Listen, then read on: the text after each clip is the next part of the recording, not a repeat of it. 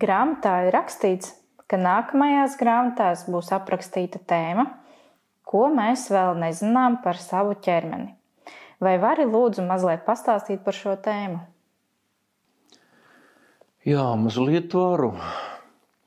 Pats svarīgākais, kas mums būtu jāzina, mēs vispār pašu galveno nezinām par savu ķermeni, kas būtu jāzina.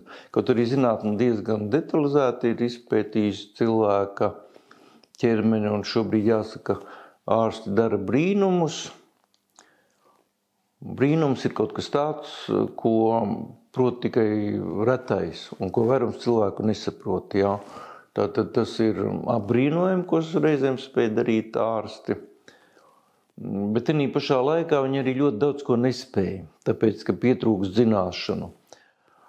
Bet pats galvenais, ko mums vajadzētu zināt par savu ķermeni, ka mūsu prāts ir unikāls, un no visām dzīvām radībām tikai cilvēks ir veidots tā, ka cilvēks ar savām domām var materializēt savas iedomas. Kā tas notiek, ir jāveido domforma. Domforma ir domu formējumi, tātad ļoti detalizēti domu formējumi. Un šī domforma ir tā, kas apkārtējā vidē sāk vākt kopā energoinformatīvās daļiņas un sāk materializēt, veidot matēriju, sāk viņu aust kopā, lai īstenotu mūsu iedomu. Lūk, tātad vēlreiz atkārtoju, no visām dzīvām būtnēm tikai cilvēks spēj radīt ar savu domu. Ja cilvēki to zinātu un viņiem to mācītu, tad viņi varētu uzbūvēt piramīdu tādu, kur akmens bluķus nespēja pārvietot nekāda mūsdienu tehnika. Jā. Bet to var izdarīt ar domas spēku visu.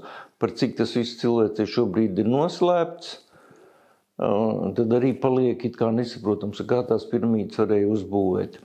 Tā jebko var radīt, jo viss tas, kas ir apkārtējā vidē, jebkurš augs, jebkura dzīva būtne, ir būtībā radīta sākotnēji ar domas spēku, matērija ir veidota.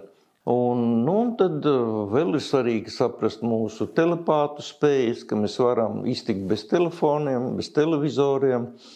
Un, ja mums rāda televīzijā kaut kādu notikumu, kur bieži vien ar melīgu tekstu papildina, tad mēs būtībā varam ar savām smadzenēm ieraudzīt šo notikumu, kā tad patiesībā viss ir bijis. Jā. Tas nozīmē, ka cilvēka prāts spēja atklāt arī jebkuru noziegumu, nebūtu neatklātu noziegumu, jo no cilvēka prāta, kurš pareizi strādā un kurš māk izmantot visu savu programmatūru, neko nevar noslēpt, pilnīgi neko nevar noslēpt. Lūk, ja mēs to visu zinātu, tad mēs būtu ideāli cilvēki. Ideja ir doma, iedoma. Ideāli tādi, kādus mūs ir iedomājies radītājs, kas mūs radīja. Tagad mēs esam tādi bioroboti, invalīdi, var teikt, visi garīgi invalīdi, kuri spēj veikt kaut kādas konkrētas darbības. Biorobots, robots ir būtne, kas paredzēta konkrētu darbību veikšanai, biodzīvs, par dzīvu tiek uzskatīts tāds, kas ir spējīgs sevi atražot, tātad radīt pēcnācējus.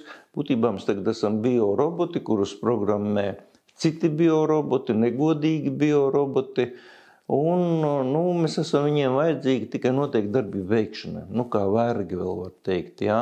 Mums tiek nodrošināti kaut kādi iztikas minimumi, gudrākie bioroboti sev spēj nodrošināt mazliet lielākus iztiku, kā netik gudrie roboti, jā. Un mūsu dvēseles būtībā vairs nespēja cilvēkus vadīt tā, kā tam būtu jābūt. Tāpēc, lūk, tas, ko zinu es par cilvēka prāta spējām, vispār par visumu, ja cilvēki tam spētu noticēt, tad viņi varētu atjaunot visu šīs spējas sevī. Tur nevar tā vienā mirklī, tāpēc, kad cilvēka prāts ir sabojāts, tas prasa kaut kādu laiku.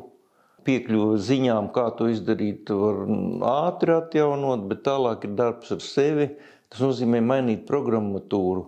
Nepareizo programmatūru, ko mūsos ir saprogrammējuši tumsspēki pret pareizu dievišķu programmatūru.